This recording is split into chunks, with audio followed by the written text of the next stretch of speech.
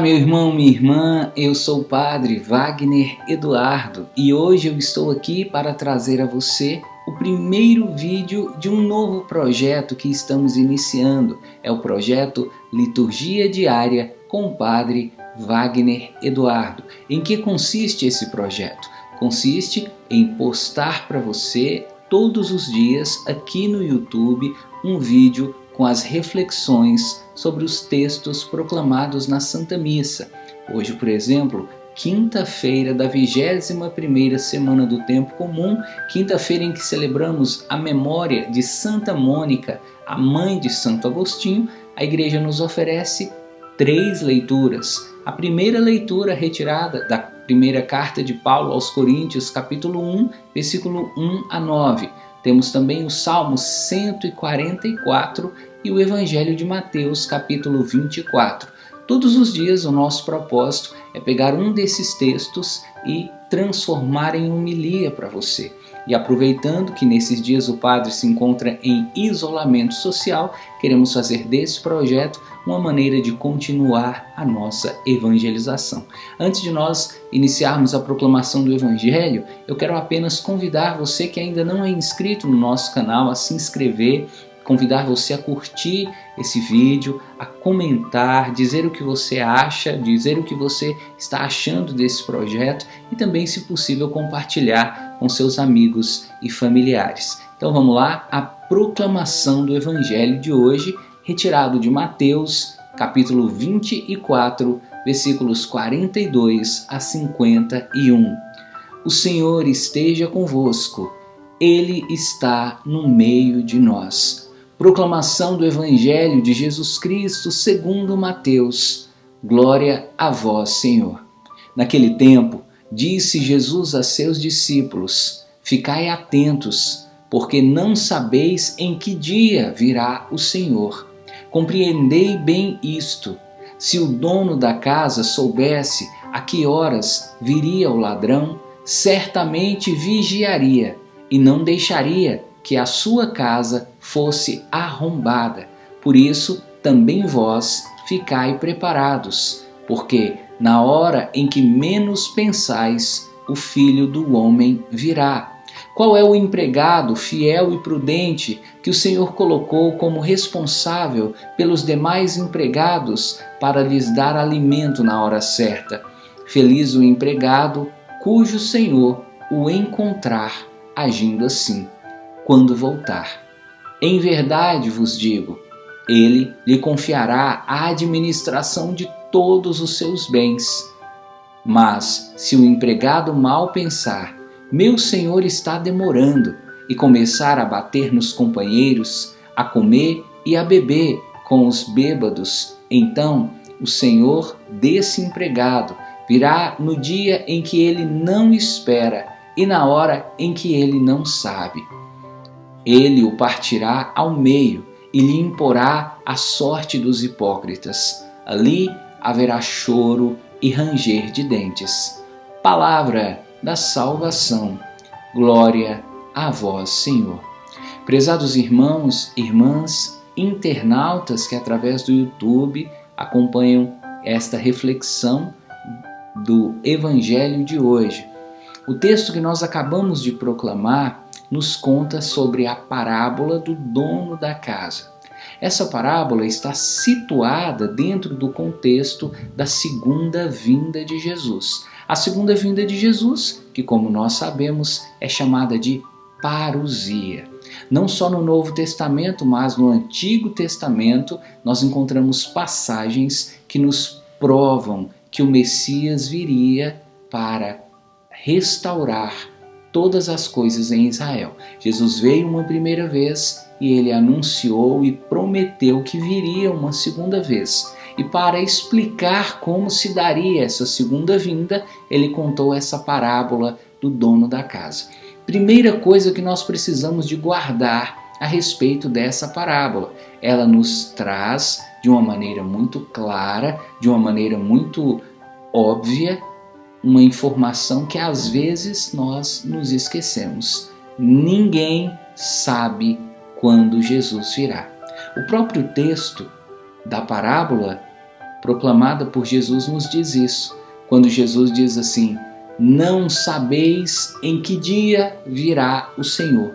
Jesus está dizendo não só aos discípulos, mas a toda a humanidade. Não existe ninguém neste mundo que saiba exatamente qual será o dia da vinda do Senhor. Por isso, meu irmão, por isso, minha irmã, é importante que você tenha o cuidado necessário de não ficar dando ouvidos a revelações particulares, a palavras de pessoas que muitas vezes dizem saber o dia e a hora em que Cristo virá. A própria palavra de Deus e o Evangelho de hoje nos diz: ninguém sabe a hora em que o Senhor virá. Outra coisa que esse texto vem nos mostrar e que serve para a nossa reflexão é o sentido desta parábola. Essa parábola traz para nós diversos personagens. Traz o dono da casa, traz o ladrão e traz também a casa como o cenário onde acontece a parábola. E alguns santos da igreja, no decorrer da história eclesiástica, se dispuseram a tentar entender a que se referem esses personagens. Quem seria esse dono da casa? Quem seria esse ladrão? Que casa seria essa? Uma das interpretações que eu mais gostei e quero trazer a você é a interpretação dada por São João Crisóstomo, chamado o Santo da Boca de Ouro. Ele pregava tão bem, ele trazia palavras tão valiosas que ele foi considerado como se a sua boca fosse de ouro, dada a valiosidade das palavras que ele pronunciava. São João Crisóstomo, refletindo sobre esse texto, sobre essa parábola, chegou a identificar que a casa onde toda a cena acontece seria a alma do ser humano. O dono da casa seria cada um de nós. E o ladrão seria o diabo, ou, se você preferir, o inimigo de Deus. Assim nós temos então, para os três personagens, as três identificações: a sua alma, você e o inimigo. O que Jesus está dizendo? Jesus está dizendo que existe uma casa e essa casa tem um dono. É como se ele estivesse nos mostrando que você é o dono da sua alma. Assim como o dono da casa é o responsável por cuidar dela, você é o responsável por cuidar da sua alma. Você é o responsável por guardar a sua alma, por proteger a sua alma, por deixar a sua alma limpa, por deixar a sua alma sempre cheirosa, sempre arrumada, como o dono da casa deve deixar a sua casa. Mas existe também um inimigo que tem o interesse de invadir a casa para roubar os bens que estão ali. Perceba você, o grande objetivo do inimigo ao invadir uma casa é fazer aquilo que em João 10:10 está escrito: roubar, matar e destruir. Esse é o propósito do diabo em relação a todos nós: roubar, matar e destruir. E onde ele quer invadir verdadeiramente? Não é nem tanto a nossa mente, não é nem tanto o nosso corpo, mas é a nossa alma, porque na nossa alma está a fonte da nossa vida. Então, São João Crisóstomo vai nos contar sobre esses ataques do inimigo em relação à nossa alma e sobre a necessidade que nós temos de proteger a nossa alma. Como o dono da casa precisa proteger a sua casa contra os ladrões que querem invadi-la, você também deve proteger a sua alma contra o inimigo de Deus que tem o propósito de invadir e de arrombar as portas da sua casa. Você deve estar se perguntando: mas padre, como eu posso proteger a minha alma? Como eu posso fazer com que a minha alma seja guardada dos ataques do inimigo? Nessa parábola, o Senhor diz assim: se o dono da casa soubesse a que hora viria o inimigo, então Jesus já está dizendo: você precisa de guardar a sua alma, você precisa de proteger a sua alma, mas você não tem condição de saber que hora o inimigo vem, que hora que vai ser o ataque, quando é que o diabo tentará atacar você. Por isso você deve estar constantemente protegido. E Jesus chama isso de vigiar. Ele diz: se o dono da casa soubesse a que hora o inimigo viria, com certeza ele vigiaria e não deixaria que a sua casa fosse arrombada. Então aqui nós vemos Jesus nos dando duas dicas de como proteger a nossa alma da ação do ladrão, do inimigo, ou como diria o Padre Léo, do encardido. Primeira coisa, vigiar. O que é vigiar? Vigiar é fazer aquilo que o vigia faz. É fazer aquilo que o segurança faz. Se você quiser saber o que o vigia, o que um segurança faz, vá num banco e observe, por exemplo, o segurança que fica ali na porta. Fica parado, fica em pé, ele não pode cochilar, ele não pode distrair, ele não pode parar nenhum momento porque ele está vigilante, ele está observando todo mundo que entra, todo mundo que sai, porque ali dentro do banco existem valores, existem coisas preciosas e o segurança, o vigia, precisa guardar a entrada para não deixar o ladrão entrar. Então você tem que ser como segurança do banco em relação à sua alma. Você deve estar sempre vigilando, você deve estar sempre atento a tudo aquilo que entra em contato com a sua alma. Por isso nós sempre recomendamos a você, meu irmão, minha irmã, que tome muito cuidado com as coisas que você assiste, tome muito cuidado com filmes, com músicas que você ouve, porque muitas dessas músicas, muitos desses filmes podem representar um ataque à sua alma. Você também deve ter muito cuidado com o que você conversa, você deve ter cuidado com o que você ouve, você deve ter cuidado com o que você faz com as pessoas ao seu redor, o que as pessoas que se relacionam com você fazem. É como o vigia de um banco, é como um segurança. Ele fica de olho em todas as pessoas que entram, se entra com bolsa, se entra com algum tipo de mecanismo, e eles vão logo percebendo. Quando descobrem alguém suspeito, eles já barram a entrada e pedem a pessoa para se identificar. Veja, um banco, os valores que tem um banco, por maiores que sejam, não são maiores do que o valor da sua alma. A sua alma tem um valor tão grandioso que Jesus chegou a ponto de morrer na cruz por você.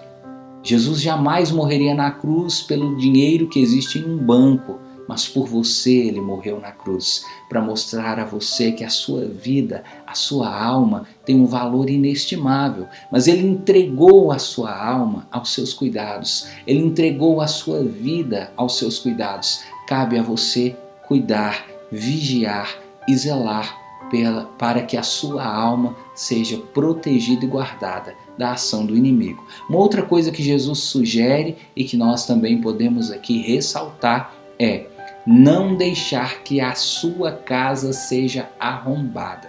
Jesus diz que o dono da casa não pode deixar que a casa seja arrombada. Daí eu pergunto a você, você deixa que a sua alma seja arrombada? Que as portas da sua alma sejam invadidas por qualquer um? Você tem permitido, meu irmão, você tem permitido, minha irmã, que a sua alma tenha se tornado morada, que a sua alma tenha se tornado abrigo de coisas e de pessoas ruins que só fazem mal a você? Então, você precisa aprender a controlar a entrada, a não deixar que a sua alma seja arrombada. Ô Padre, como eu posso fazer isso? Primeira coisa, afastando-se dos pecados. Cada pecado que nós cometemos é como se fosse uma fresta que nós abrimos nas portas da nossa alma. Quanto menos você peca, menos você abre espaço para que a sua alma seja invadida, seja atacada. Então, evitar os pecados, fugir das tentações. As tentações também, como elas têm como resultado o pecado, elas acabam sendo também uma situação de perigo para a sua alma. Então, evite as tentações. Se você sabe que determinado lugar, que determinada pessoa, que determinado horário é um horário perigoso para você, evite. Se você, por exemplo, que namora, sabe que ficar sozinho com a sua namorada no seu quarto pode levar você à tentação, então evite ficar sozinho no seu quarto com a sua namorada. Se você sabe, por exemplo, que você tem uma fraqueza em relação à bebida e você sempre que vê bebida na sua geladeira, logo quer tomar. Então evite colocar bebida na sua geladeira, evite colocar bebida à sua vista, evite aquilo que leva você a sucumbir à tentação. Isso é proteger a entrada, a porta da sua casa. Outra coisa, ter cuidado com o que você fala, com o que você ouve, com as pessoas com quem você se relaciona. Nós já havíamos falado sobre isso, mas mais uma vez eu volto a frisar, dada a importância dessa passagem. Muito cuidado com as suas amizades, muito cuidado com os seus relacionamentos, cuidado com as pessoas que você deixa entrar na sua vida, cuidado com as pessoas que você deixa fazer parte da sua história, com quem você se abre, com quem você conta os seus segredos. Muito cuidado, porque quando você se abre, você dá acesso a essa pessoa para os porões da sua alma. Que você, meu irmão, minha irmã, aprenda que a sua alma, a sua intimidade é o que você tem de mais precioso e não é qualquer um que pode acessar, que pode conhecer, que pode visitar a sua alma. Jesus diz que se você guardar a sua casa e não deixar que o ladrão invada a sua casa, quando o Senhor voltar, você será recompensado. É isso que eu desejo para você, que você guarde a sua alma contra todos os ataques, todas as insídias do inimigo, para que quando o Senhor voltar, você possa entregar a Ele a sua alma purificada, lavada e enxaguada no sangue do Cordeiro. E Jesus promete que para todos aqueles que vigiarem e que souberem esperar a sua volta, a recompensa virá. É isso que eu desejo para você, meu irmão, a recompensa pela sua fidelidade em guardar a sua alma contra as tentações e as seduções desse mundo. Louvado seja nosso Senhor Jesus Cristo. Para sempre seja louvado.